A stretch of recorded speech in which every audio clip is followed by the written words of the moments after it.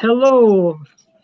Today we're connecting with Julian, who did small research of Colombia and specific organizations and startups in Colombian cities. So, Julian, what was your analysis about, and why did you choose to focus on those specific organizations? Right. Hello, Andy. Hello, Delfina. It's very nice to be here. Well, basically, I decided to investigate on Colombia and Cali. Well, that's where I come from. I used to study there. I did my bachelor's there. Then I went abroad and worked a little in the UK and in the USA, and came back to Colombia as a consultant. And there, I met a lot of people with such great initiatives to help out our regions, our cities, and our country to move along our ladder, our social and environmental ladder, uh, for us to grow. So I thought it would be a nice first, investigation for us to take a deeper look into Cali, Bogota, in general in Colombia, because there's some interesting things going on down there. Okay, excellent. Delfina, in terms of the blog post that we created, maybe in the meantime, you would like to share the screen and visualize some of the websites for those organizations. In the meantime, Julian, I would like to ask you this question. Yep. You mentioned closer to the end of your blog post that it's kind of our responsibility. It's up to us to look out for these organizations and startups, and together with those teams of people, try and make the world a better place economically, socially. So why do you think so that it's also like our responsibility of individual people to do that? Well, I think for us to have a sustainable world, I'm sorry, we need to work on our first impact area. What do I mean by that? If each one of us has a responsibility to make to make the world a better place, but the world is a very big place. It's so huge, it's enormous. I mean, we cannot impact places where we are not like physically at, right? So I think everybody can do their piece if we work on things that are important to our communities and our immediate environments. So, for example, I know I'm not gonna, for example, if I have a full nine to five job, and I have a family and I have uh, my hobbies and whatnot, I know I'm not gonna try and go to a nonprofit organization such as the UN or the World Bank or whatever and try to be set in motion a huge project, because that's out of my reach. So that shouldn't be a big reason for me not to work on sustainability. So what I can do instead is just work with my neighbors. If I live in a building, in this building, what can we do? I don't know, with our energy usage, our water usage. What filters are we using? Or even so in my own home, how can I make this a more sustainable place? That's what I mean when we each one of us, each and every one of us, can do a new something like new activities for us to improve and work towards a more sustainable place. And then I do think it's very important that we migrate from you know uh, like old-fashioned consumer patterns where we just buy anything that's put in front of us, and we take a little moment to just think on what's that we're buying, where is it coming from, Is it being, produced in a sustainable manner?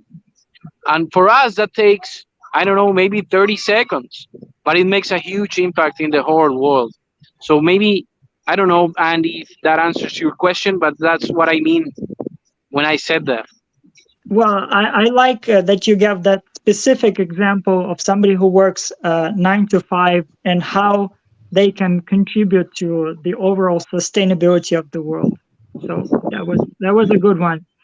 Thank you. Delfina, I wonder, um, you in Argentina, looking at all these different examples of organizations from Colombia that Julian analyzed, which organization stood out for you from the ones that Julian analyzed? Yes, I'm showing like the blog post that Julian did just for you viewers, just to look at it. A quick look at Cali and Bogota, citizen empowerment and educating unprivileged children. So it was interesting for me. The analysis that Julian did, it was a pleasure working with him, and I was like what caught my attention what was that he was interested in an education and environment too. So these both areas that I am interested to, and this one was what caught my attention, was Marta Duran design. Oh, that's great. Okay, That's great. okay. And I thought about these ones that he mentioned about household mothers in Cali, how they try to help teenage pregnancies and single motherhood to to solve a local problem, and they are like trying to have an answer with a problem that it hasn't have an answer from the government or from other area. So it was what caught my attention, just to help women that and education. They just keep Delfina, they keep training and they give like sources just to help them. It was what caught my attention. excellent. Delfina, maybe you would like to ask Julian some question on camera for our audience. Yes. Yes. Now we are here. I couldn't see your faces, so it was like very weird. Here we are. Yeah. So from the organization and startups that you researched for this blog post, what was the one that you think about this project or this idea that this organization is having can grow like in so many places more? So that's a very good question. Thank you for that. I think Cambio has a big field of growth ahead. It's a very nice organization that grows in a model which is, built upon other people helping. And I do think everybody's out there to help, our peers. Well, I actually met the founder of Educambio at college. We studied together. He's a great guy, and he always had a passion for social, social innovation. We actually saw that class together. It was called social innovation, and that was the place where Educambio was born. That's a very nice initiative. It has been helping a lot of kids. People do pour their hearts out when they work here, or when they collaborate or donate, whatever the case may be. And for such a poor country as Colombia, uh, we do need to work on our educational aspect. And well, in South America, equality is not a thing that's very common. So you know these initiatives can really, change children's lives in a way that most people couldn't even imagine. Because having a kid being brought up without any means to go to school or high school or middle school, or not even to have breakfast, or what's like snacks or anything like that. When these organizations come and they do mean to help out, and they bring supplies, they provide places where they can study and keep them away from these illegal groups that tend to recruit them. It makes a huge impact in our whole society. So I think that's Cambio's motto. It's very nice. It's well developed, and it could be replied. They can grow. They will grow. I am sure of that. And with more people helping, its impact could be, even bigger than it is what right now. Thank you. Excellent. Thank you. Yes. If Thank you. if you want to take just a better view of the organizations that Julian is talking about, you can see there the blog post too. I don't know if Andy had like another question, something for Julian. No, I think this is a good moment for Julian to just conclude this discussion and invite interested people to reach out to him. So, Julian, whatever you feel like saying. All right. Well, thank you. I mean, thank you for this space, for this conversation. It's very important for us to get to know different initiatives. Uh, you know, having such close links with a country that's in development, and being in this in when in first world countries. I think it's very important for us to look everywhere.